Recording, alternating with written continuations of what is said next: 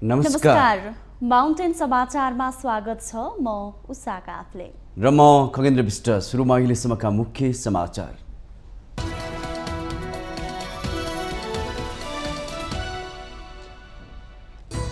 तीनै तहका सरकारले कार्यशैली बदलले लोकतन्त्र बलियो बन्ने प्रधानमन्त्री प्रचण्डको भनाई। हावाहुरीबाट आएका शक्तिले गणतन्त्रलाई कमजोर पार्न खोजेको आरोप। संसदलाई प्रभावकारी बनाउन दलहरूलाई सभामुख घिमिरेको आग्रह। जनसङ्ख्याको आधारमा महिला सहभागिता सुनिश्चित गर्न राष्ट्रिय सभा उपाध्यक्ष अर्यालको माग। सरकारको काम कारबाहीप्रति नेकपा एकीकृत समाजवादीका अध्यक्ष माधव नेपालको असन्तुष्टि। विकास निर्माण र सुशासन प्रभावकारी नभएको गुनासो। दाग लागेको काङ्ग्रेसको महामन्त्री बन्नुभन्दा सफा काङ्ग्रेसको कार्यकर्ता भएर बस्न उचित हुने गगन थापाको भनाई। देश बदल्न काङ्ग्रेस नै बदलिनु पर्ने जिकिर। कोशी प्रदेशको सरकार गठनका लागि काङ्ग्रेस र माओवादी सहितको नयाँ सत्ता समीकरणमा सामेल हुने राप्रपाको सङ्केत। छलफलका लागि प्रदेश नेताहरू काठमाडौँमा। प्रहरीको गोली लागेर एक किशोर मारिएको घटनापछि भड्किएको दङ्गा फ्रान्सभरि फैलिँदै। प्रदर्शनकारीहरूले घटनाको फाइदा लिइरहेको राष्ट्रपति म्याक्रोको आरोप। र भारत साफ च्याम्पियनसिपको फाइनलमा लेबनान टाई ब्रेकरमा 4-2 गोल अन्तरले पराजित। उपाधिका लागि भारत र कुवेत बीच मङ्गलबार फाइनल प्रतिस्पर्धा।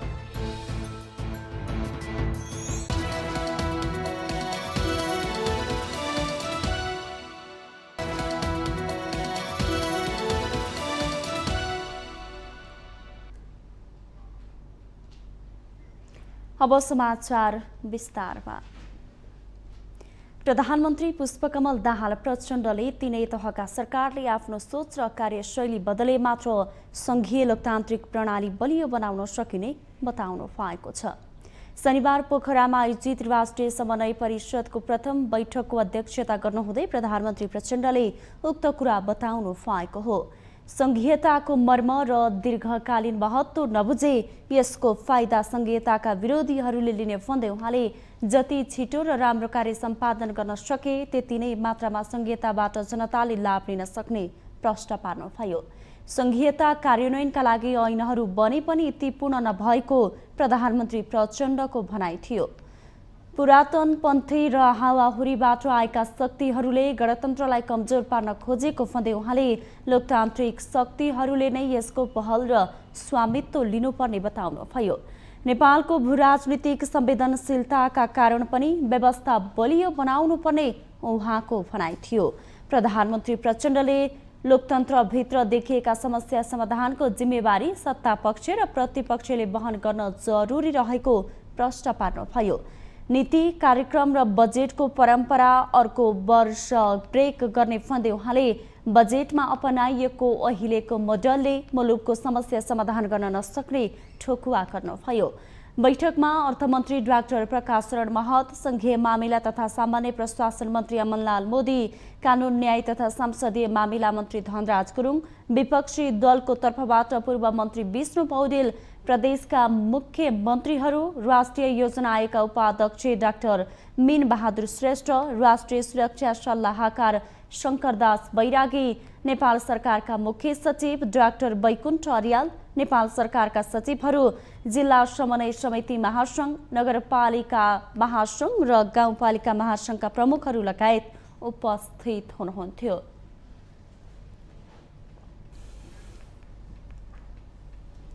प्रतिनिधि सभाका सभामुख देवराज घिमिरेले संसद प्रभावकारी बनाउने गरी भूमिका निर्वाह गर्ने राजनीतिक दलहरूलाई आग्रह गर्नुभएको छ। संसद जनअपेक्षा अनुसार चल्न नसकेको आम अनुभूति भइरहेको उल्लेख गर्दै उहाँले त्यसलाई प्रभावकारी बनाउने गरी पार्टीहरूले भूमिका निर्वाह गर्नुपर्ने बताउनु भएको हो। 65औं संसद दिवसको अवसर पारेर शनिबार काठमाडौँमा आयोजित एक कार्यक्रममा सभामुख घिमिरेले संसद जनप्रतिनिधिहरूको सर्वोपरि संस्था भएकाले त्यसलाई प्रभावकारी बनाउने विषयमा पूर्व संसद क्लबभित्र छलफल गर्न उपयुक्त हुने धारणा राख्नुभयो। राष्ट्र र जनताको आवश्यकता अनुसार कानुन निर्माण गर्ने भएका कानुनलाई सरकारले प्रभावकारी ढङ्गले कार्यान्वयन गर्दै जानुपर्ने उहाँको भनाइ थियो।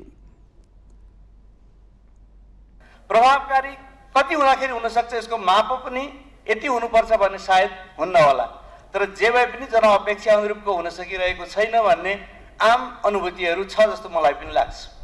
यसलाई प्रभावकारी पार्नमा मूलतः राजनीतिक पार्टीहरूको भूमिका प्रभावकारी हुन्छ। जनता र राष्ट्रको आवश्यकता अनुसार अहिलेको आवश्यकता र खाँचो अनुसार काम गर्न सकिरहेको छ कि छैन भने कानुनको अभावमा छैन, कानुनहरू बनाऊ। कार्यान्वयनको अभावमा छ भने कार्यान्वयन गर्नको लागि सरकार वा अन्य अङ्गहरू कसलाई एक्टिभ पार्नुपर्छ, कसरी पार्नुपर्छ त्यसको बारेमा छलफलहरू गरौँ। कार्यक्रममा राष्ट्रिय सभाकी उपाध्यक्ष उर्मिला अर्यालले प्रतिनिधि सभामा प्रत्यक्षतर्फ कम्तीमा पनि 33% महिलाहरू निर्वाचित हुनुपर्ने व्यवस्था गर्नुपर्ने आवश्यकता ल्याउनु भयो। समानुपातिकमा एकपटक ल्याएका महिलाहरूको अनुभवलाई प्रयोगमा ल्याउने गरी फेरि सांसद बनाउने काम गर्नुपर्ने दलहरूलाई उहाँले आग्रह गर्नुभएको थियो। जनसङ्ख्याको आधारमा पनि महिलाहरू लगायतका अन्य समुदायको संसदमा समानुपातिक रूपमा प्रतिनिधित्व हुने कुरालाई सुनिश्चित गर्नुपर्ने उपाध्यक्ष अर्यालको भनाइ थियो। भन्दा बढी हुनुहुन्छ। पुरुषको संख्याभन्दा नेपालमा जनसङ्ख्याको आधारमा हेर्नु महिलाको संख्या बढी छ। त्यो हिसाबले कमसेकम 50-50% त हुनुपर्ने हो। तर अब हामीले कि त पूर्ण समानुपातिकमा जानुपर्ने हुन्छ कि त हामीले प्रत्यक्ष निर्वाचनमा 33% महिला अनिवार्य निर्वाचित गराउने प्रोभिजन राखेर जानुपर्छ। हामीले समानुपातिकमा एकचोटि लिएर आउँछौँ, उहाँहरूसँग अनुभव हुन्छ, अनि अर्कोचोटि चाहिँ त्यो सबैलाई अन्तै पठाएर फेरि नयाँ किसिमले हामी लिएर आउँछौँ। उहाँहरूको त्यो योगदान अनुभवलाई फेरि हामीले चाहिँ नि प्रयोग गर्ने हिसाबले जान सक्दैनौँ। पहिले समानुपातिकमा ल्याइसकेकोलाई कम्तीमा हामीले प्रत्यक्ष निर्वाचनमा लडाउने आटकिन नगर्ने।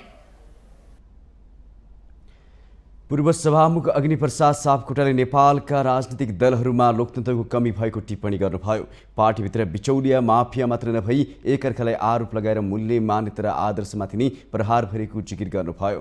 उहाँले लोकतन्त्र प्रवचनको विषय नभई जीवन व्यवहार र नयाँ सभ्यता संस्कृति र सिद्धान्त भएको उल्लेख गर्नुभयो। लोकतन्त्र भनेको कुनै भाषणको विषय होइन, लोकतन्त्र भनेको जीवन व्यवहार हो। लोकतन्त्र भनेको नयाँ सभ्यता र संस्कृति हो। लोकतन्त्र भनेको चाहिँ हामीलाई अगाडि बढाउने एउटा महान सिद्धान्त हो। त्यसका लागि पार्टीहरू प्रतिबद्ध भएको मैले देखिनँ। यो मेरो अनुभवले पनि देखाएको कुरा हो। तपाईँहरूलाई कस्तो लाग्छ? तपाईँहरूले फेरि एकपल्ट यस विषयमा गम्भीर रूपमा ध्यान दिनुहुनेछ भन्ने मलाई लाग्छ। पूर्व सभामुख सापकोटाले कुनै पनि लाभका लागि सिद्धान्तको बलि चढाउनु निर्लज्जताको कुरा भएको बताउनु भएको छ। यसैबीच सभामुख घिमिरेले सञ्चार क्षेत्रलाई कुण्ठित गर्न नहुने बताउनु भएको छ। शनिबार काठमाडौँमा संसदीय मामिला पत्रकार समाजको अधिवेशनलाई सम्बोधन गर्दै उहाँले सञ्चार क्षेत्रलाई कुण्ठित गर्न नहुने बताउनु भएको हो। सभामुख घिमिरेले सञ्चार क्षेत्रको महत्त्व धेरै भए पनि त्यहाँ रहेका विकृतिहरूलाई नियन्त्रण गर्नुपर्नेमा जोड दिनुभयो। सञ्चार माध्यमले महत्त्व अझै बढाउने, ठिक दिशामा लैजाने र समाजवाद निर्माणको बाटो देखाउन महत्त्वपूर्ण भूमिका खेल्नुपर्ने उहाँको भनाइ छ। राष्ट्रप्रति, लोकतन्त्रप्रति, गणतन्त्रप्रति र खास गरिकन समाजवाद निर्माण गर्ने नेपालको संविधानप्रति कसरी राष्ट्र जनतालाई आँखा देखाउन सकिन्छ, सहयोग पुर्याउन सकिन्छ भन्ने पाटो निकै महत्त्वपूर्ण रहेको छ। यहाँहरूको सहयोग रहनेछ र यो 8औं अधिवेशनले यो दिशामा एउटा विधि मिलाउने मात्रै होइन, निर्ममताका साथ छोटो समय भए पनि समीक्षा गर्नुहुनेछ। त्यसले आगामी दिनको एउटा दिशानिर्देश गर्नुहुनेछ। त्यसलाई कार्यान्वयन गर्ने एउटा सफल सक्षम खालको नेतृत्व। कार्यक्रममा राष्ट्रिय सभाका अध्यक्ष गणेश प्रसाद तिमिल सिन्हाले संसदीय पत्रकारहरूले अल्झिएर बसेका विधेयकहरूको बारेमा कलम चलाउनु पर्ने उल्लेख गर्नुभयो। उहाँले संसदीय मामिला हेर्ने पत्रकारहरूले एउटै विधेयकहरू संसदबाट बारम्बार फर्किने, समितिमा अल्झिएर बस्ने र वर्षौं वर्षसम्म नुहाउने लगायतका विषयहरूमा कलम चलाउन नसकेको गुनासो गर्नुभयो। उहाँले विधेयकहरू बारम्बार सुन्नेमा झर्दा आम नागरिकहरूलाई त्यसबाट परेको असरका बारेमा कलम चलाउन आग्रह गर्नुभयो। र अन्तर्राष्ट्रिय जगतले पनि हेर्ने भनेको पत्रकार मार्फत हो, किनकि हामीले जहाँ त्यहाँ बोलेका हुन्छौँ त बन्द हलमै हुन्छ, सभामा हुन्छ, समितिका बैठकहरू पनि बन्दमा नै हुन्छन्, हामी खुला गरेका हुँदैनौँ। खुला गरे पनि बाहिर लाने कुरा त अब यो टेलिभिजनहरूले हो, यहाँहरूले पत्रकारले नै हो।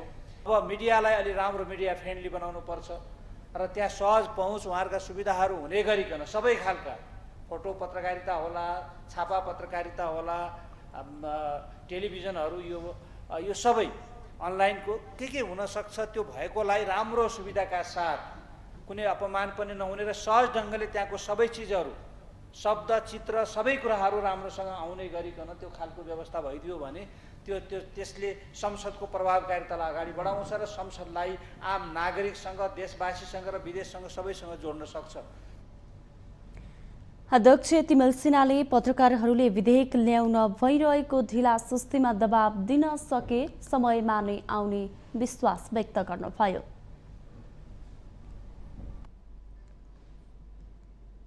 संसद समाज र राज्य सत्ताका लागि सबै विषयमा खुल्ला बहस हुने थलो हो, जहाँ सबै वर्ग र क्षेत्रको प्रतिनिधित्व हुने गर्दछ। तर पछिल्लो समय संसदमा हुने गतिविधिले हाम्रो लोकतन्त्र अभ्यासको स्तरलाई छर्लङ्ग देखाइरहेको छ। संसदीय अभ्यासको झन्डै 7 दशक पुग्दै गर्दा संसद सांसदहरूको लडाईँ र झगडा गर्ने थलो मात्रै बन्दै गएको र जनउत्तरदायी बन्न नसकेको पूर्व सांसद मञ्चको बुझाइ छ। एक रिपोर्ट हो। पक्कै पनि सङ्घीय संसद भनेको समाज र राज्य सत्ताका सबै विषयमा खुला बहस हुने थलो हो, जहाँ जनताको आवाज बोलिन्छ। यहाँ सबै वर्ग र क्षेत्रको प्रतिनिधित्व हुने भएकाले ती सबैको आवाज बुलन्द गर्ने ठाउँ पनि संसद नै हो। तर संसदभित्र जुन किसिमको बहस, छलफल र गतिविधि हुनुपर्दथ्यो त्यस किसिमको अभ्यास हराउँदै गएको छ। तल्लो तहको गाली गलौजदेखि सामान्य कुरामा पनि महिनौसम्म बहसलाई तन्काउने प्रयत्न भइरहेको छ। शनिबार संसदको 65औं स्थापना दिवसको अवसरमा पूर्व सांसद मञ्चले आयोजना गरेको कार्यक्रममा पूर्व सभामुख तथा सांसदहरूले पछिल्लो समयमा सांसदहरूले गरेको कार्य र गतिविधिले संसदको गरिमामाथि आँच पुग्दै गएको बताए। संसदीय अभ्यासको झन्डै 7 दशक पुग्नै लाग्दा संसदमा देखिएका यस्ता गतिविधिले संसदीय मूल्य मान्यताको धज्जी मात्र उडाएको छैन, संसद लडाई र झगडा गर्ने थलो मात्र हो भन्ने आरोपलाई बल पुर्याइरहेको छ। पूर्णतामा हामीले सोध्नु हुँदैन, अभ्यास गर्दै जाने कुरा हो। तर जति गर्न सकिने त्यति पनि किन भएको छैन भनेर पुनर्मूल्याङ्कन गर्नुपर्छ। तर खालि यो टिप्पणी गरेर हुँदैन, किन भएन भनेर प्रवेश गर्नुपर्छ, कारणमा जानुपर्छ। अलिकति सांसदहरूको क्वालिटी त्यो चाहिँ नि पार्टीहरूले उम्मेदवारीमै गल्ती गरे भएर यस्तो भएको छ। सच्याउन त पार्टीहरू आफै सचिँदै राम्रो हो, किनभने पार्टी भने जनताका सङ्गठन हो। नभए जनमतको नागरिक दबाव हुन्छ, सचिन कर लाग्छ। संसद कानुन निर्माणको थलो हो, जहाँ संसदीय व्यवस्थामा टेकेर कानुन निर्माण गर्दै भविष्यमा के गर्ने भन्ने मार्ग पहिल्याउन सहयोग गर्छ। तर संसदलाई नै बन्धक बनाउने गरी संसदीय अभ्यास स्वार्थवश भइरहेका छन्, जहाँ महत्त्वपूर्ण विधेयकहरू बन्न सकेका छैनन् भने कतिपय कानुनहरूले पूर्णता नपाउँदा राज्य सञ्चालनमा नै कठिनाइहरू उत्पन्न भइरहेका छन्। आफ्नो स्वार्थ पूर्तिका लागि संसदको जस्तो सुकै हतकण्डा अपनाउन तयार हुने दलहरूको प्रवृत्तिले संसद मात्र होइन समग्र व्यवस्था नै कमजोर बन्दै गएको संसदको ज्येष्ठ सदस्यको बुझाइ छ। संसद उत्कृष्ट हुनुपर्छ। संसद त्यो ठाउँ हो जसले जनताको राय व्यक्त गर्न सकोस्, सरकारलाई करेक्ट गर्न सकोस्। अब भर्खर 6 महिना भयो होइन, अब मान्छे मैले हेर्दाखेरिमा त्यहाँनिर सांसदहरूमध्येमा अत्यन्त राम्रा मान्छे पनि छन् होइन। अब मौका दिउँ, सुधार हुँदै जान्छ। अब एउटा बेला आउला जहाँनिर चाहिँ तपाईँ सबैहरूले यो संसदको बारे पनि अभिमान गर्ने ठाउँ र सार्वभौम सत्ता सम्पन्न थलो कमजोर हुनु भनेको मुलुक नै दुर्गतितिर जानु हो। संसद बलियो हुन नसके शक्ति सन्तुलनको चक्र खल्बलिएर राज्यका अङ्गहरूले उचित रूपमा काम गर्न सक्दैनन्। सत्ताको लागि मरिहत्ते गर्ने नेताहरूको प्रवृत्तिले संसदले आफ्नो विश्वास गुमाउँदै गएको छ। यसलाई जोगाउने काम स्वयं संसदको नै हो। माउन्टेन टेलिभिजन एचडीका लागि बटुकराज गिरीको रिपोर्ट। नेकपा एकीकृत समाजवादीका अध्यक्ष माधव कुमार नेपालले सरकारको काम कारबाहीप्रति असन्तुष्टि व्यक्त गर्नु भएको छ। जनताले अपेक्षा गरे अनुसार जनताले चाहे अनुसार विकास निर्माणको कामले गति लिन नसकेको, सुशासनको प्रत्याभूति दिन नसकेको, जनतालाई सहज सेवा उपलब्ध गराउन नसकेको भन्दै उहाँले सरकारको काम कारबाहीप्रति असन्तुष्टि व्यक्त गर्नु भएको हो। 65औं संसद दिवसको अवसरमा काठमाडौँमा आयोजित एक कार्यक्रममा बोल्दै अध्यक्ष नेपालले भ्रष्टाचारको अन्त्य गर्ने, सुशासनको प्रत्याभूति दिने, जनको सेवा प्रवाहको कामलाई प्रभावकारी बनाउने गरी सरकारलाई दबाब दिने काममा लाग्न पनि सांसदहरूलाई आग्रह गर्नुभयो। जनताको प्रतिनिधि भएको नाताले सांसदहरूले उनीहरूको सेवाको काममा केन्द्रित हुन सरकारलाई दबाब दिनुपर्ने उहाँको भनाइ थियो।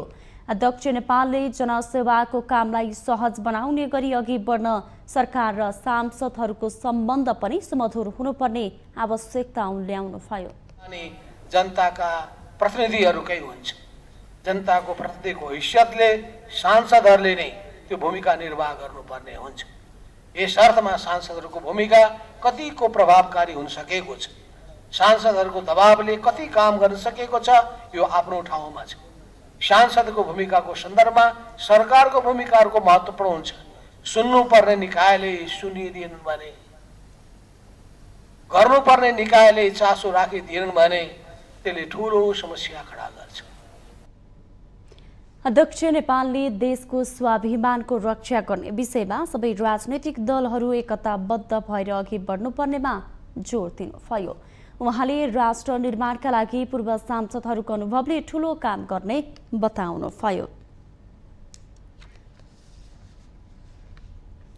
माउन्टेन समाचारमा पालो भएको छ ब्रेकको।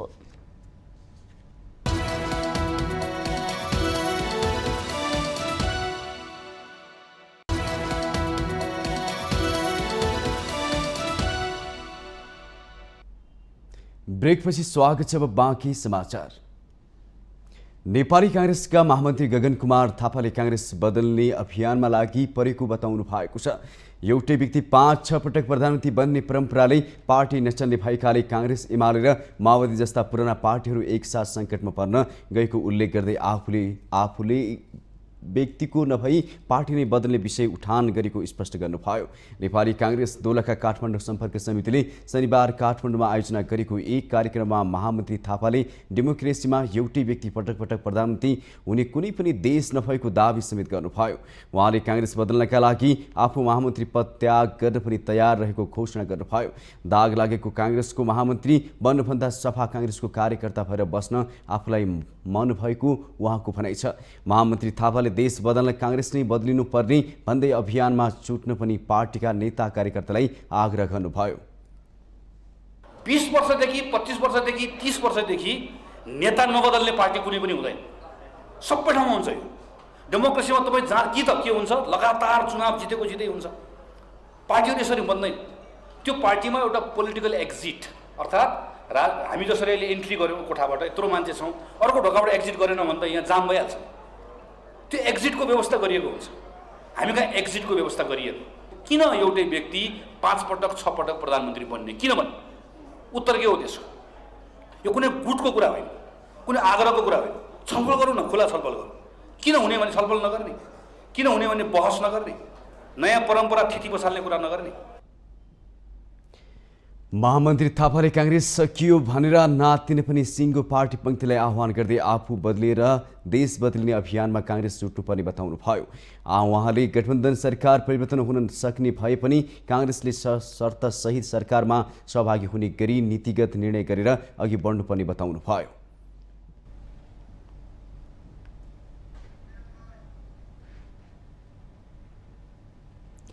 प्रमुख प्रतिपक्षी दल नेकपा एमालेका कार्यवाहक महासचिव प्रदीप गेवालीले सरकारले स्वास्थ्य बीमा कार्यक्रम समाप्त पार्ने कोसिस गरिरहेको आरोप लगाउनु भएको छ। नेपाल ट्रेड युनियन महासंघ जी फन्डले शनिबार ललितपुरको च्यासल स्थित पार्टी केन्द्रीय कार्यालयमा आयोजना गरेको एक कार्यक्रममा उहाँले एमाले श्रमजीवी जनताको उपचारमा सहज हुने गरी ल्याएको सो कार्यक्रम वर्तमान सरकारले समाप्त पार्ने षड्यन्त्र गरिरहेको बताउनु भएको हो। कार्यवाहक महासचिव गेवालीले 396वटा स्थानीय तहमा एकसाथ आधारभूत अस्पताल खोल्ने आफ्नो पार्टी नेतृत्वको सरकारको कामलाई पनि वर्तमान सरकारले बजेट नदिएर अलपत्र पारेको जिकिर गर्नुभयो। उहाँले वर्तमान सरकार श्रमिकको पक्षमा नभई पुँजीपति वर्गको पक्षमा रहेकाले गरिब जनताको पक्षमा काम गर्न नसक्ने बताउनुभयो। ठुलो कुरा होइन होला, तर वर्षको 3500 रुपियाँ तिरेर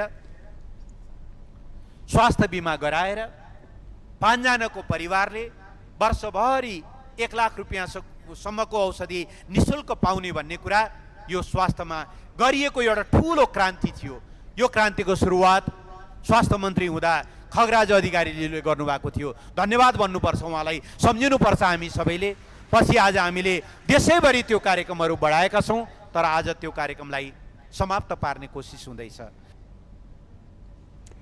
कार्यवाहक महासचिव गेवालीले आफ्नो पार्टी नेतृत्वको सरकारले श्रमिक जनताको हितका लागि प्रधानमन्त्री स्वरोजगार, राष्ट्रपति महिला उत्थान लगायतका कार्यक्रम ल्याए पनि वर्तमान सरकारले त्यसलाई निष्प्रभावी बनाउने काम गरेको उल्लेख गर्नुभयो।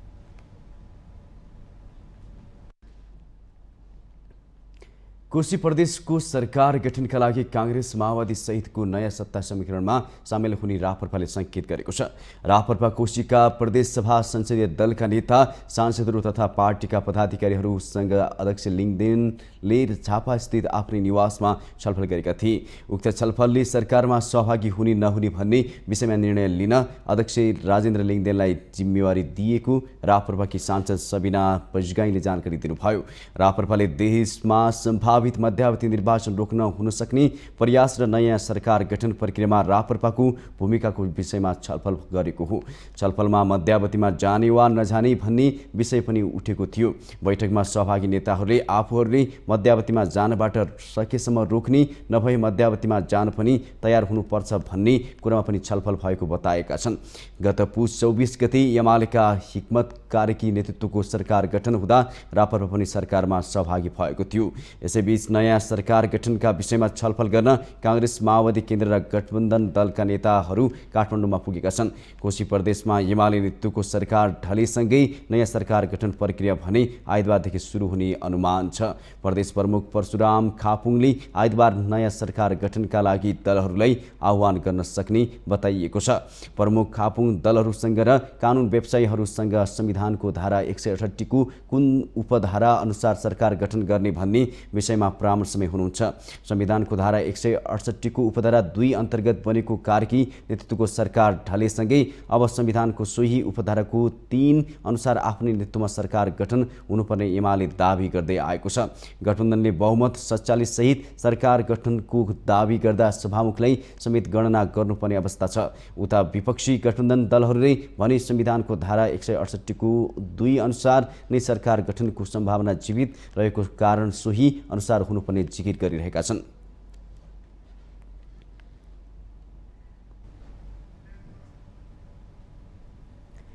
डडेलधुरामा यस वर्ष मनसुन छिटो भएकाले धान रोपाई पनि छिटो भएको छ। अघिल्लो वर्षका तुलनामा यो वर्ष डडेलधुराका किसानहरूले चाँडै धान रोप्न पाएका छन्।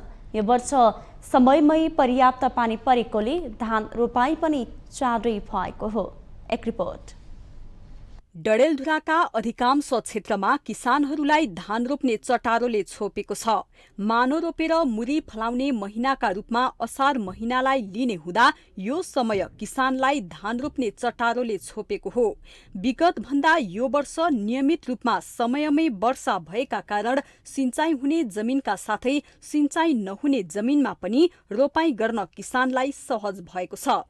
निरन्तरको वर्षा र समयमै धानको बेर्ना राख्न पाएका कारण प्रायजसो ठाउँमा असारमै धान रोपाई सम्पन्न भएको छ। यस वर्ष समयमै पर्याप्त पानी पर्दा सिंचाईको अभाव नभएको र किसानहरूले गोठे मलको प्रयोग गरेकोले मलको समेत अभाव नभएको हुँदा समयमै धान रोपाई भएको हो। खालि 2-4वटा खेत छन् पानी धेरै पऱ्यो त केही छैन सर अहिले हाम्रो नहरको कारण भयो पुलमा पानी चाहिँ पुरै आयो आफ्नाले त्यो कारणले भयो न पुल जस्तै अब मलको लागि के गर्नुहुन्छ मलको लागि सर त्यही हो अब त्यही गोठे मल भयो त्यो गुडियाउला मल हाल्छु और बाँकी त्यो खास गोठे मल फेरि हाम्रो अब खास सार पनि त्यो कालो खाद भयो त्यो रोपाइँको लागि यो समस्या छैन मेरो समस्या के छैन पहिला धेरै ढिला हुन्थ्यो र अहिले अगाडि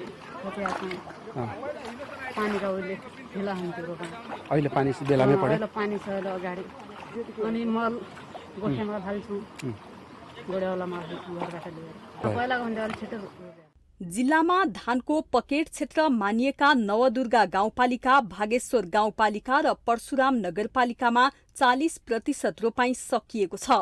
अघिल्ला वर्षहरूमा असार अन्तिमसम्ममा जिल्लामा 15 देखि 20% क्षेत्रफलमा मात्र रोपाइँ हुने गरेको थियो। अहिले असार सकिन 15 दिन बाँकी रहँदा 40% क्षेत्रफलमा रोपाइँ सकिएको हो। हामी राष्ट्रिय धान दिवस मनाउने क्रममा आज भागेश्वर गाउँपालिकाको वडा नम्बर 4 मा उपस्थित भएका छौँ। हाम्रो जिल्लामा 6000 हेक्टर क्षेत्रफलमा धान रोपाइँ हुन्छ, जसमध्ये चाहिँ करिब 40% रोपाइँ गर्ने चलन छ भने 50 देखि 60%सम्म छरुवा धान छर्ने र रोपाइँ गर्दा पनि आकाशे पानीको भरमा रोपाइँ गर्ने अवस्था छ। हाम्रो जिल्लाको समग्र उत्पादन चाहिँ 3 मेट्रिक टन प्रति हेक्टर छ र यसलाई चाहिँ हामी वृद्धि गर्न सक्छौँ। जस्तो उदाहरणका लागि भारतमा 6 देखि 7.5 मेट्रिक टन प्रति हेक्टर उत्पादन हुन्छ भने चाइनामा चाहिँ 21 मेट्रिक टन उत्पादन भएको रेकर्ड हामीसँग छ। त्यसैले हाम्रो देशको पनि यो माटोमा सम्भावना छ र यो जिल्लालाई धान खेतीमा आत्मनिर्भर बनाउनका लागि हामीले सबै क्षेत्रबाट यदि प्रयास भयो भने, पूर्वाधारहरू प्राप्त भयो भने पक्कै पनि हामी यो क्षेत्रमा पनि धानको उत्पादकत्व बढाउन सक्छौँ। अहिलेसम्म यो जो मैले 40% रोपाइँ गर्ने र 50 देखि 60% चाहिँ छरुवा धानको कुरा गरेँ। अब यो रोपाइँको चाहिँ समग्र रोपाइँको क्षेत्रफल मध्ये अहिलेसम्म 40% रोपाइँ भइसकेको अवस्था छ। कृषि ज्ञान केन्द्र डडेलधुराको तथ्याङ्क अनुसार जिल्लाको 6000 हेक्टर क्षेत्रफलमा वर्षे धान खेती हुने गरेको छ। यस वर्षको रोपाइँको अवस्थालाई हेर्दा असार अन्तिमसम्ममा रोपाइँ सकिनेछ। वर्षातको अवस्था र समयमा मल बिउको सहजता हेर्दा यो वर्ष धानको उत्पादन पनि बढ्न सक्ने कृषि ज्ञान केन्द्र डडेलधुराको विश्वास छ। माउन्टेन टेलिभिजन एचडीका लागि डडेलधुरा सहकर्मी विमल जैरूको रिपोर्ट। माउन्टेन समाचारमा पालो भएको छ अर्को ब्रेकको।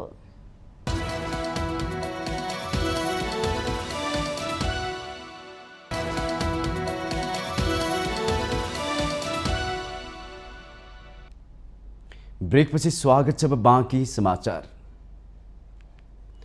चीनको 5 दिने भ्रमण पूरा गरेर गृहमन्त्री नारायण काजी श्रेष्ठ आज स्वदेश फर्किँदै हुनुहुन्छ। भ्रमणका क्रममा उपप्रधानमन्त्री श्रेष्ठ र चीनका उपप्रधानमन्त्री हली फङ बीच द्विपक्षीय भेटवार्तामा दुई देशबीच व्यापार, लगानी, पर्यटन, कनेक्टिभिटी लगायत विषयमा छलफल हुनका साथै चीनद्वारा नेपालमा थप सहयोग बढाउने बारे विचार विमर्श भएको छ। थप व्यापारिक नाका खोल्ने र नेपाल चीन सीमा नाकामा आवत जावत सहज बनाउने विषयमा समेत सकारात्मक छलफल भएको बताइएको छ। उपप्रधानमन्त्री श्रेष्ठले शनिबार छेन्दुमा आयोजित 19औं पश्चिम चीन अन्तर्राष्ट्रिय मेलालाई मुख्य वक्ताका रूपमा सम्बोधन गर्नुभयो। सम्बोधनका क्रममा उहाँले नेपाल सरकारले लगानी प्रणालीमा उल्लेख्य सुधार गरी विदेशी लगानीलाई प्रोत्साहन, प्रवर्धन एवं संरक्षण गर्ने नीति लिएको जनाउँदै नेपालमा लगानी गर्न आग्रह गर्नुभयो। भ्रमणका क्रममा मन्त्री श्रेष्ठले सिचुवान विश्वविद्यालयमा आयोजित कार्यक्रममा नेपाल चीन सम्बन्धका बारेमा मन्तव्य दिएर सिचुवान प्रान्तीय लगानी समूहसँग छलफल गरी नेपालमा लगानी वृद्धि गर्न आग्रह गर्नुभएको छ। त्यस्तै सिचुवान एयरलाइन्सका पदाधिकारीहरूसँगको छलफलमा उनले छेन्दु काठमाडौँ रुटमा हवाई उडान वृद्धि गर्न तथा छेन्दुबाट पोखरा र भैरवा विमानस्थलमा उडान सुरु गर्न आग्रह गर्नुभयो। छेन्दु रहँदा उपप्रधानमन्त्री श्रेष्ठ सहितको नेपाली प्रतिनिधिमण्डलले सन् 2008 को भूकम्पबाट ठूलो क्षति बेहोरेको सिचुवान प्रान्तको वानचोन काउन्टीको पुनर्निर्माण तथा भूकम्पीय सङ्ग्रहालयको अवलोकन गरेको छ। नेपाली प्रतिनिधिमण्डलले जिपिङ जलविद्युत केन्द्र तथा दुजियाङ सिँचाइ प्रणालीको अवलोकन गर्यो। उपप्रधानमन्त्री श्रेष्ठ शनिबार साँझ छेन्दु स्थित महावाणिज्य दूतावासमा आयोजित स्वागत समारोहमा सहभागी हुनुभयो।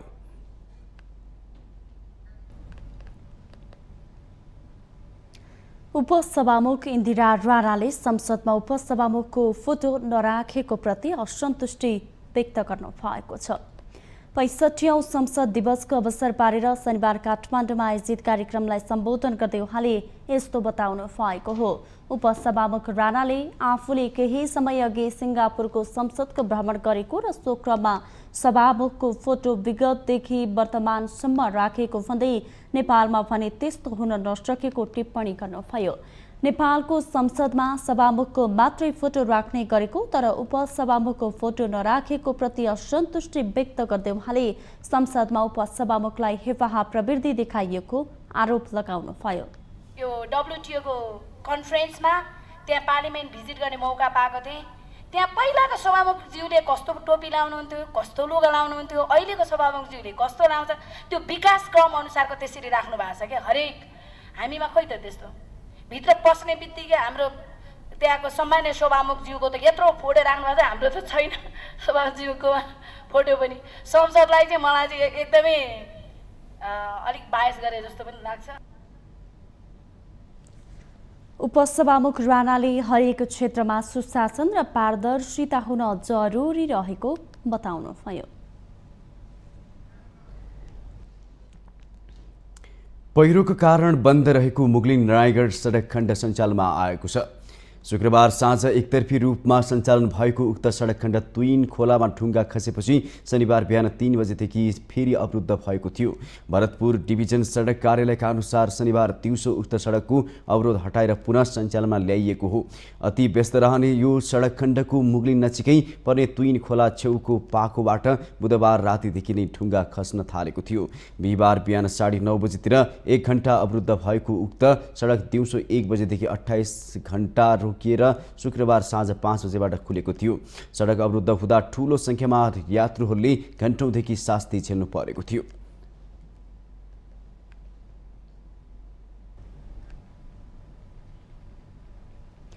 सरकारलाई पटक पटक आग्रह गर्दा पनि क्रसर उद्योग नवीकरण नगरेको भन्दै क्रसर तथा खानी व्यवसायीहरूले शनिबारदेखि देशभर ढुङ्गा गिट्टी बालुवाको उत्खनन कार्य बन्द गरेका छन्।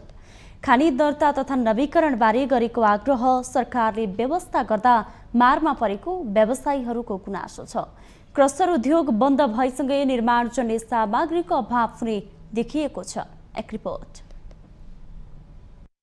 सरकारले उद्योग नवीकरण नगरेको भन्दै क्रसर व्यवसायीहरूले शनिबारदेखि गिट्टी बालुवाको बिक्री वितरण बन्द गरेका छन्। असार 15 गतेसम्म सस्यको नवीकरण गर्न व्यवसायीहरूले अल्टिमेटम दिएका थिए। सरकार मौन बसेपछि बाध्य भएर अनिश्चितकालका लागि बल्ल गिट्टीको उत्पादन प्रशोधन र बिक्री वितरण बन्द गरेको नेपाल क्रसर तथा खानी उद्योग व्यवसायी महासंघले जनाएको छ।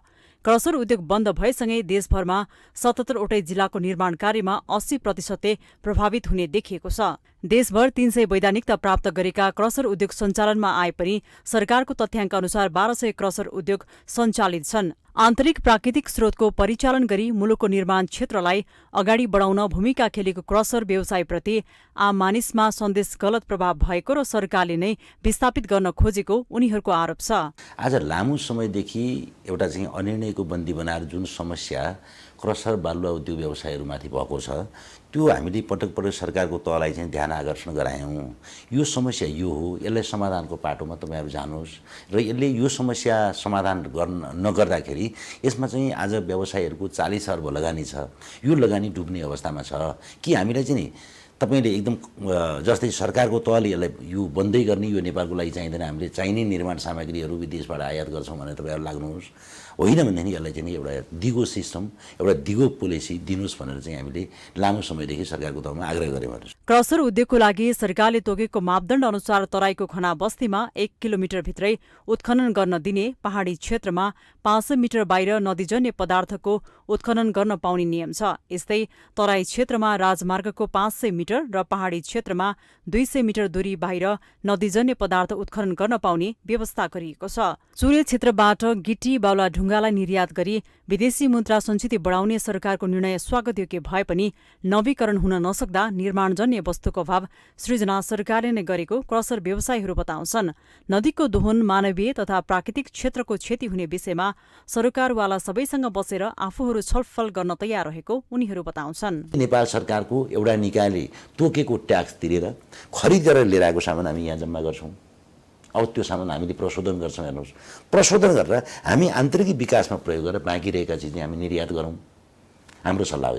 त्यो निर्यात गर्दा हामीलाई मुलुकलाई के फाइदा हुन्छ भन्दाखेरि मुलुकलाई ठुलो फाइदा हुन्छ। पहिलो कुरो सरकारले चासो दिएर निजी क्षेत्र मेरो निजी क्षेत्र हो, यो मुलुकको मेरुदण्ड हो, यो निजी क्षेत्रलाई मैले राखेर प्लानिङ गर्न सकेँ भने मैले मुलुकलाई एकदम चाँडोभन्दा चाँडो समृद्ध गर्न सक्छु। निजी क्षेत्रलाई चाहिँ तपाईँको यसै गरी पेल्दै जाने हो र विस्थापित गर्ने उद्देश्यमा म गएँ भने न यो देशमा निजी क्षेत्रमा अगाडि बढ्न सक्छ, न यसले रोजगारी सिर्जना गर्न सक्छ, न यसले राजस्व सिर्जना गर्न सक्छ भन्ने कुरोमा सरकारको त पुग्नुपर्छ। र हामी एउटा टेबलमा बस्यौँ भने समस्याको समाधान लामो समय लाग्दैन। मैले गुरु योजना भनिसकेँ। क्रसर उद्योग सञ्चालनको लागि बनाइएको मापदण्ड कार्यान्वयन गर्न सरकारले नचाहेको हो वा नसकेको हो। ठूलो आर्थिक कारोबार हुने क्रसर उद्योगका बारेमा पटक पटक विवाद उत्पन्न हुने गरेको छ। प्रकृतिको संरक्षण गर्दै यसको सही सदुपयोगको नीति भन्दा नाजायज फाइदाका लागि आँखा लगाएसम्म यी विवादहरू दोहोरिरहने निश्चित छ। माउन्टेन टिभी एचडीका लागि क्यामेरामा निशान्त तामाङको साथमा विद्या तामाङको रिपोर्ट। हामीसँग आर्थिक, अन्तर्राष्ट्रिय र खेल समाचार बाँकी नै छन्। माउन्टेन समाचारमा पालो भएको छ अर्को ब्रेकको।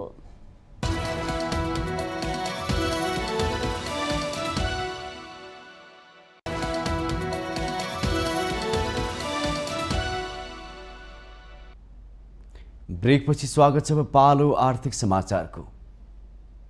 आर्थिक समाचारको साथमा जगदम्बा सुपर साइन तथा ग्याल्बा प्लस जीवनभरको भरोसा। रिद्धि सिद्धि सिमेन्ट रोबोटिक ल्याबमा बनेको स्मार्ट सिमेन्ट।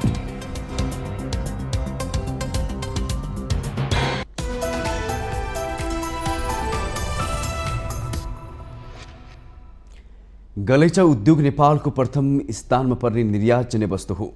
तर भर्खरै सरकारले सार्वजनिक गरेको बजेटमा गलैँचा उद्योगमा भ्याट लगाउने निर्णयले यति बेला गलैँचा उद्योगीहरू चिन्तित बनेका छन्। सरकारले भ्याट लगाउन खोज्नु नेपाली गलैँचा उद्योग नै धराशायी बनाउने खेल रहेको व्यवसायीहरूको गुनासो छ। एक रिपोर्ट। गलैँचा उद्योग विदेशी मुद्रा आर्जन गर्ने मुख्य उद्योगको रूपमा रहेको छ। नेपालमा उत्पादन हुने 79% गलैँचा विदेश निर्यात हुने गरेको छ। वार्षिक 10 अर्ब रुपियाँ भन्दा धेरैको निकासी हुने गलैँचाबारे सरकारले आफूहरूसँग कुनै छलफल नगरी अप्रत्याशित रूपमा भ्याट लगाएर अंकुश लगाउन खोजेको भन्दै गलैँचा व्यवसायीहरू यति बेला अन्योलमा छन्। हाल यस उद्योग मार्फत 2 लाख भन्दा बढीले प्रत्यक्ष र अप्रत्यक्ष रूपमा रोजगारी पाइरहेका छन् भने देशभर झण्डै 700 वटा साना तथा ठूला गलैँचा उद्योग सञ्चालित छन्। आर्थिक वर्ष 2078-79 को तथ्याङ्क हेर्दा नेपाली गलैँचा निर्यातमा 33.17 ले वृद्धि भई 10 अर्ब 62 करोड 26,89,916 रुपियाँ स्वदेश भित्रिएको छ। सरकारले भ्याट लगाउनाले निर्यातमा कमी, उद्योग विस्थापित हुने सम्भावना प्रबल हुने, बेरोजगारी बढ्ने र मुलुकको कुल गृहस्थ उत्पादनमा समेत ह्रास आउने देखिन्छ। नेपाली उत्पादनलाई प्रवर्धन गर्ने नीति लिएको सरकार कार्यान्वयनमा भने चुकेको व्यवसायीहरूको आरोप छ। यसपालिको बजेटमा चाहिँ अल अफ सर्टेन भ्याट छुटबाट चाहिँ हामीलाई हटाएको हुनाले हामी एकदमै अचम्बित पनि भएको छौँ। किनभनेदेखि यो भ्याट छुट भइरहेको अवस्थामा भ्याट लागू गर्दाखेरि हामीलाई प्री बजेट कुनै हामीलाई जानकारी बिना सूचना यो अल अफ सडन लगाएको हुनाले हामी सबै त्रसित पनि भएको छौँ। र हामीले अब के सोच्यो भने यो कम्तीमा पनि 30 देखि 40% चाहिँ हाम्रो निर्यात स्वतः घट्नेछ। विपन्न परिवारको महिला चाहिँ अल्पसङ्ख्यकहरू इभन मुस्लिम महिलाहरूले काम पाइरहेछन् होइन, जुन कि घरबाट बाहिर निक्लिँदा उनीहरूको आफ्नो धार्मिक हिसाबले र सामाजिक हिसाबले त्यो अवस्था तिनीहरूलाई घर घरमा लगेर चाहिँ धागो कताई बुनाइहरू दिइरहेछन् भने राज्यले त यसमा त प्रोत्साहन पो गर्नुपर्ने। हामी सबै त एकदमै अब यसलाई चाहिँ कसरी चाहिँ यो भ्याटलाई चाहिँ सामना गर्ने या बन्द गर्ने। अहिले आर्थिक मन्दीको कारणले गर्दा अलिकति गलैँचा अलिकति कमै गइरहेछ। अब पहिला दाम अलिकति कमै छ भन्नु पऱ्यो। अब पहिला चाहिँ राम्रै थियो होइन, अब अहिले आर्थिक मन्दीले गर्दा सबै व्यापारमा व्यवसायहरूमा अलिकति सबैलाई गाह्रो भएको छ, मौसम भएको छ। मलाई अलिक बढिरहेको छ अहिले तपाईँको नेपाली गलैँचा भनेपछि प्रायः त सबै अब पहिला पहिला कस्टमरहरू चाहिँ नेपाली गलैँचा भनेर प्रायः त सबैले महँगो भन्थ्यो तर खासै त्यस्तो महँगो पनि होइन उन अनि सिल्कहरू हुन्छ उन सिल्क ब्याम्बो सिल्कहरू हुन्छ अनि अब तपाईँको त्यही हो उन र सिल्क स्पेसल त्यही हो बढी बनाउने भनेको मेटेरियल्सहरू त बाहिरबाट आउने खासरी सबै हो अब हाम्रो यो प्रडक्सन कस्ट हाई हुँदै गएपछि चाहिँ नि हामीले इन्टरनेसनल बजारमा त अब हामीले कम्पिटिसन गर्नलाई त गाह्रो नै छ अब हामीले कम्पिटिसन केमा गरिराखेको छौँ भन्ने हो भने चाहिँ ह्यान्डमेड इन्डिभिजुअल सिङ्गल पिसहरू हामीले बनाउन सक्ने भएर मात्र हामीले त्यो ठाउँमा थोरै मात्रामा हामीले बजार पाइराखेको छौँ र नेपालमा चाहिँ नि नेपाली गलैँचा भन्दा पनि प्राइस वाइजले गर्दाखेरि यो टर्किस चाइनिज गलैँचाहरूले बढी बजार लिइराखेको छ यसमा चाहिँ हामीलाई केही सहज भइदियो भने चाहिँ नि हामीले नेपाली बजार पनि हामीले लिन सक्छौँ। केही समय अगाडि खस्केको नेपाली गलैँचाको माग पुनः उकालो लागेको छ। राज्यको विदेशी मुद्रा आर्जन गर्ने प्रमुख स्रोतको रूपमा रहेको यस उद्योगमा दिनुपर्ने भ्याट छुट नपाउँदा विश्व बजारमा निर्यात गर्न सक्ने अवस्था नरहने व्यवसायीहरू गुनासो गर्छन्। अर्कातिर दक्ष कामदारको लागि प्रशिक्षणको अभाव, कच्चा पदार्थ, अनुदान, ब्याङ्कको ब्याज लगायतका समस्या त यथावत नै छ। विश्व बजारमा प्रतिस्पर्धी क्षमता बढाउन सरकारले गलैँचा उद्योगलाई दिँदै आएको छुटलाई कायम गरी नेपाली उत्पादनलाई प्रवर्धन गर्न व्यवसायीहरूले माग गरेका छन्। माउन्टेन टिभी एचडीका लागि क्यामेरामा विवेक श्रेष्ठको साथमा विद्या तामाङको रिपोर्ट। अब पालो अन्तर्राष्ट्रिय समाचारको।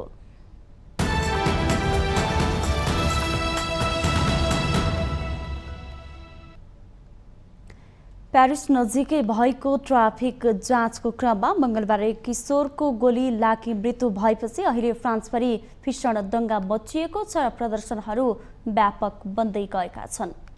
17 वर्षीय किशोर नाहेल एममाथि एकजना प्रहरी अधिकारीले गोली प्रहार गरेको भिडियो सामाजिक सञ्जाल मार्फत सार्वजनिक भएपछि घटनाले उग्र रूप लिएको हो। घटनामा संलग्न अधिकारीले पीडितको परिवारसँग माफी मागेका छन्। यद्यपि उनी विरुद्ध गैरकानूनी हत्याको आरोप लागेको छ र उनी अहिले हिरासतमा छन्। मृतकलाई उनी गाडीबाट निस्किँदै गर्दा पोइन्ट ब्ल्याक रेन्ज अर्थात् निकै नजिकबाट निशाना बनाई गोली हानिएको सार्वजनिक विवरणहरूमा उल्लेख गरिएको छ। मृतक अल्जेरियन मूलका हुन् र उनको मृत्युले फ्रान्सेली उपनगरहरूमा प्रहरीले जातीय समुदायलाई लक्षित गरी गर्ने आक्रमण बारेका गुनासोलाई पुनर्जीवित गरेको छ। यसै विषयमा आक्रोशित मानिसहरूका कारण देशभर हिंसा फैलिएको छ। बिहिबार दिउँसो त्यो युवकी आमाको नेतृत्वमा निस्किएको र्यालीमा पनि झडप भएको थियो। दंगा नियन्त्रणका लागि 45,000 प्रहरी अधिकारीहरूलाई तैनात गरिएको छ। सरकारले क्षेत्रीय अधिकारीहरूलाई रातभर सार्वजनिक सवारी सेवाहरू बन्द गर्न आह्वान गरेको थियो। त्यस्तै अभिभावकहरूलाई आफ्ना छोराछोरीलाई प्रदर्शनहरूबाट जोगाउन भनिएको छ। फ्रान्सका आन्तरिक मामिला मन्त्री डार्मानिनका अनुसार दंगाको चौथो रातमा अशान्तिका कारण आर्थिक तथा अन्य गतिविधिमा असर परेको छ। फ्रान्सेली राष्ट्रपति इम्यानुएल म्याक्रोले प्रदर्शनकारीहरूले घटनाको फाइदा लिइरहेको आरोप लगाउनु भएको छ। उहाँले हिंसाको निन्दा गर्दै नाहेलको मृत्युपछिको अवस्थालाई हिंसात्मक गतिविधि गर्न प्रदर्शनकारीहरूले प्रयोग गरेको आशंका गर्नु भएको छ।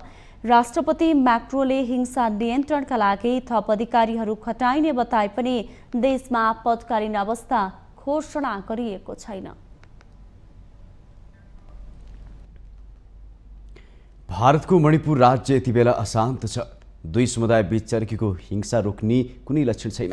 अवस्था दिन प्रतिदिन गिर्दो छ। त्यहाँका पीडित नागरिकले आफूलाई राज्यविहीन सम्झिरहेका छन्। मणिपुर युद्ध गृहयुद्धको सङ्घारमा पुगेको कतिपयले टिप्पणी गरिरहेका छन्। एक रिपोर्ट। साम्प्रदायिक हिंसाबाट पीडित भएको झण्डै 2.5 महिनापछि धेरैलाई मणिपुर गृहयुद्धको सङ्घारमा पुग्न लागेको भन्ने लागेको छ। राज्यमा बहुसंख्यक मतै समुदाय र कुकी समुदाय बीच भएका भिडन्तहरूमा 100 जनाभन्दा बढीको मृत्यु भइसकेको छ भने 400 जनाभन्दा बढी घाइते भएका छन्। झण्डै 60,000 मानिस विस्थापित भएका छन्। उनीहरू 350 वटा शिविरमा आश्रय लिन बाध्य भएका छन्। राज्यमा फैलिएको हिंसा नियन्त्रण गर्न सेना, अर्धसैनिक बल र प्रहरीका गरी झण्डै 40,000 सुरक्षाकर्मी परिचालित छन्। लडाईँ गरिरहेका दुई समुदायबीच अविश्वासको तह अझ चुलिएको छ। दुवै समुदायले सरकारी सुरक्षा बलले पक्ष लिएको आरोप लगाएका छन्। भिडले 200 वटा भन्दा बढी गिर्जाघर र 17 वटा मन्दिरमा क्षति पुर्याएका छन्। राज्यका मन्त्री र विधायकहरूमा घरमा आक्रमण र आगजनी भएको छ। जनजीवन अस्त-व्यस्त बनेको छ। रात्रिकालीन कर्फ्यू लगाइएको छ। विद्यालयहरू बन्द छन् र इन्टरनेट सेवा पनि अवरुद्ध छ। प्रदर्शनकारीहरूले सामान आपूर्ति गर्न प्रयोग हुँदै आएको एउटा मुख्य राजमार्ग बन्द गरिदिएका छन्। हत्या र आगजनीका घटना पनि फाटफुट्ट हुने गरेका छन्। युद्ध विरामको मध्यस्थता गर्नका लागि संघीय सरकारले शान्ति समिति बनाउने गरेको प्रस्तावप्रति कोही उत्साहित देखिँदैनन्। अशान्त पूर्वोत्तर भारतका 8वटा राज्यमा 400 वटा भन्दा बढी समुदायका 4.5 करोड मानिस बसोबास गर्छन्। उक्त क्षेत्रमा विभिन्न समुदायबीच शान्ति कायम गराउन थालेका वार्ताहरू वर्षौंदेखि लम्बिएका छन्। मणिपुरको अनुमानित जनसङ्ख्या 33 लाख छ। त्यसमध्ये आधाभन्दा बढी मानिस मैतेई समुदायका हुन्। कुकी र नागा समुदाय दुवैको जोड्दा तिनको जनसङ्ख्या 43% पुग्छ। यी दुई जनजाति समुदाय पहाडी भेगमा बस्छन्। अधिकांश मैतेईहरू हिन्दू हुन् भने अधिकांश कुकीहरू इसाई धर्म मान्छन्। मैतेई समुदायले आफूलाई पनि जनजातिको मान्यता दिनुपर्ने माग राखेपछि कुकी समुदायले त्यसको विरोध गर्दा तनाव चर्किएको थियो। तर मणिपुरमा विस्फोटका रूपमा साम्प्रदायिक हिंसा फैलिनु त्यो मात्र एउटा कारण भने होइन। लामो समयदेखि चलिरहेको विद्रोह, लागू पदार्थ विरुद्ध चालिएको एउटा विवादास्पद अभियान, सीमापारी म्यानमारबाट हुने अवैध आप्रवासन, जमिनका लागि हुने खिचातानी, रोजगारीका लागि कम अवसर जस्ता विभिन्न कुराको जटिल जालोसँग त्यहाँको तनाव सम्बन्धित छ। मणिपुरको राज्यसभामा निर्वाचित 60 विधायक मध्ये 10 जना कुकी हुन्। 10 सदस्यीय मन्त्री परिषदमा पनि 3 जना कुकी छन्। ती दुई समुदायबीच केही राजनीतिक तथा प्रशासनिक सम्बन्ध छ। यद्यपि उनीहरूबीच बढ्दो दूरीले उनीहरूलाई अझ टाढा बनाउँदैछ। विश्वासको कमीले गर्दा विभाजन बढेको छ। त्यसबाट दुवै समुदायबाट सत्तारूढ दलमा रहेका विधायक र मन्त्रीहरूले अझैसम्म पनि समझदारीको बिन्दु भेटेका छैनन्। माउन्टेन टिभी एसडीका लागि अन्तर्राष्ट्रिय एजेन्सीको सहयोगमा विद्या तामाङको रिपोर्ट। अब खेल समाचार।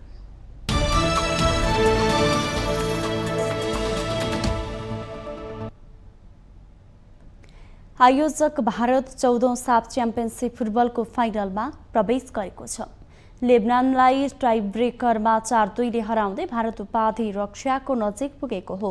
भारतले उपाधिका लागि मंगलबार कुवेतको सामना गर्नेछ। यसअघि बंगलादेशलाई 1-0 गोल अन्तरले हराउँदै कुवेत फाइनलमा पुगेको हो। भारतको बेंगलुरु स्थित कान्तिरवा रङ्गशालामा शनिबार निर्धारित समय र थप समय गोल रहित बराबरीमा टुङ्गिएपछि खेल टाइब्रेकरमा पुगेको हो। पेनाल्टीमा भारतका सबै 4 खेलाडीले गोल गर्दा लेबनानका 2 खेलाडी चुकेका हुन्। लेबनानका कप्तान हसन माटुक र खलिल बदरले गोल गर्न सकेनन्। वालिद शोर र मोहम्मद स्वादेक मात्र लेबनानका लागि पेनाल्टीमा गोल गर्न सफल भए। भारतका कप्तान सुनील छेत्री, अनवर अली, महेश सिंह र उदान्त सिंहले गोल गरे। निर्धारित समय र थप समयमा दुवै टोलीले गोलका लागि अवसर पाए पनि सफलता पनि प्राप्त गर्न सकेनन्। सन् 1995 पछि पहिलो पटक टाइब्रेकरमा पुगेको सेमी फाइनलमा यस पटक पनि भारत नै सफल भयो। त्यो बेला पनि बंगलादेशलाई 4-2ले हराउँदै भारत फाइनल पुगेको थियो। भारत र कुवेत बीच मंगलबार फाइनल खेल हुनेछ। साफको 14औं संस्करणमा भारत 9औं पटक उपाधि जित्ने प्रयासमा हुनेछ। दक्षिण एसिया बाहिरका कुवेत र लेबनानले पहिलो पटक साफ च्याम्पियनसिपमा भाग लिएका हुन्। भारत सन् 2003 बाहेक सबै संस्करणको फाइनल खेल्दै आएको छ।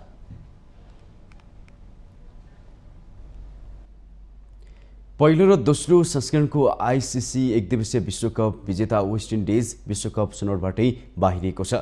जिम्बाब्वेको हरारेमा विश्वकपमा छनौट हुन भइरहेको प्रतिस्पर्धामा सुपर 6 अन्तर्गत स्कटल्यान्डसँग 7 विकेटले पराजित हुँदै वेस्ट इन्डिजको विश्वकप यात्रा टुङ्गिएको हो।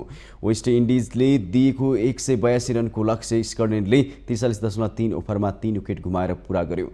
सुपर 6मा दोस्रो हारसँगै वेस्ट इन्डिज पहिलो पटक विश्वकप क्रिकेटको प्रतिस्पर्धा गर्नबाट वञ्चित हुने भएको हो। स्कटल्यान्डको जितमा म्याथ्यू करसले अभिजित 74, ब्रेन्डन म्याकमुलिनले 59 रन बनाए। ओपनर क्रिस म्याकब्राइडन पहिलो बलमा नै आउट भए पनि दोस्रो विकेटका लागि म्याकमुलिन र करसले 125 रनको शतकीय साझेदारी गरेपछि वेस्ट इन्डिजको जितको सम्भावना तोकिएको हो। त्यसअघि टस हारेर पहिले ब्याटिङ गरेको वेस्ट इन्डिजले फितलो ब्याटिङ गर्दै 43.5 ओभरमा 181 रनमा अल आउट भयो। वेस्ट इन्डिजका लागि जेसन होल्डरले 45 रन बनाए। 81 रनमा 6 विकेट गुमाइसकेको अवस्थामा होल्डर र रोमारियो सेफर्डले 96 बलमा 77 रनको महत्त्वपूर्ण साझेदारी गरेर टोलीलाई मध्यम योगफलसम्म पुर्याएका थिए। सेफर्डले 36, ब्रेन्डन किङ्स 22 र निकोलस पुरनले 21 रन बनाए। स्कटल्यान्डका लागि ब्रेन्डन म्याकमुलिनले 3 तथा क्रिस 16 र मार्क वाटले 2 विकेटले पराजित भएसँगै वेस्ट इन्डिज सुपर 6बाट बाहिरिने ओमानपछि दोस्रो टोली भएको छ।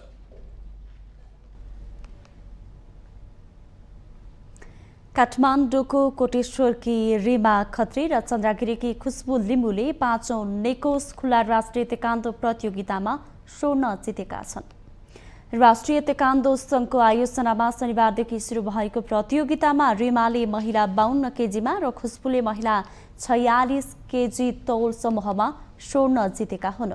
कोटेश्वर तेक्वान्दो डोर्जाङमा भएको महिला 52 केजीको फाइनलमा रिमाले चन्द्रगिरीकी रचना कुमारलाई हराइन्। यो तौल समूहमा नेपाल सेल्फ डिफेन्सकी स्वस्तिका खड्का र हेटौँडाकी अनिश्रा विकले कांस्य पदक जिते। 46 केजी तौल समूहमा स्वर्ण जितेकी खुशबुले फाइनलमा युटचुकी क्रिस्टिना बस्नेतलाई हराइन्। आइतबारसम्म हुने प्रतियोगितामा ग्योरोगीमा 20 र पुम्सेमा 2 गरी कुल 22 स्वर्ण पदकका लागि 31वटा डोर्जाङका 375 खेलाडीले प्रतिस्पर्धा गरिरहेको राष्ट्रिय तेक्वान्दो सङ्घले जनाएको छ।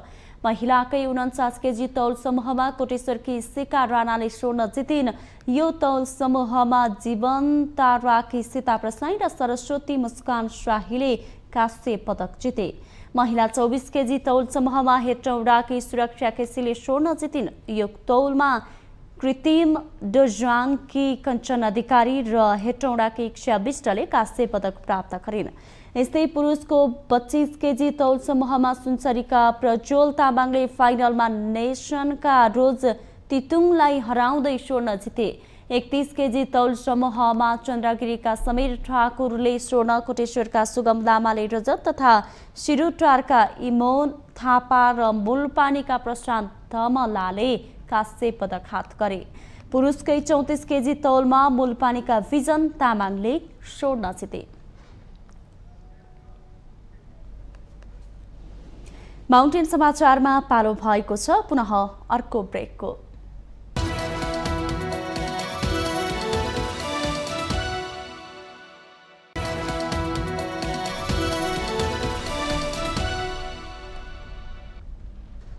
ब्रेकपछि स्वागत छ। योसँग हामी माउन्टेन समाचारको अन्त्यमा आइपुगेका छौँ। जाँदा जाँदै मुख्य समाचार पुनः एकपटक।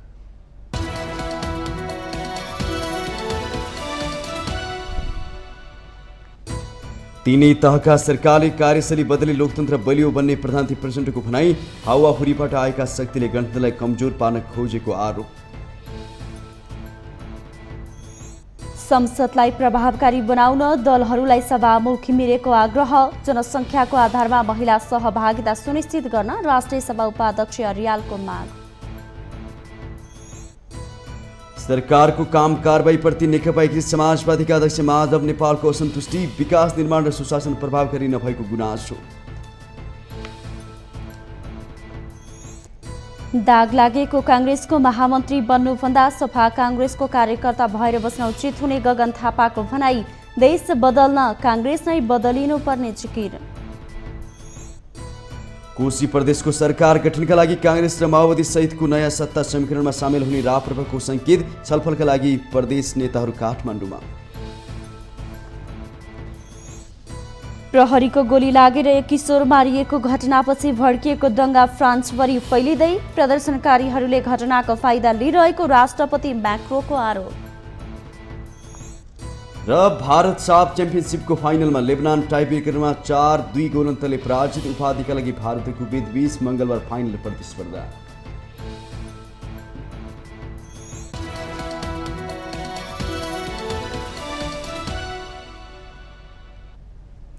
माउन्टेन समाचार अहिलेलाई सकियो। सत्य, तथ्य र निष्पक्ष समाचारका लागि माउन्टेन टेलिभिजन HD हेर्दै रहनुहोला। नमस्कार।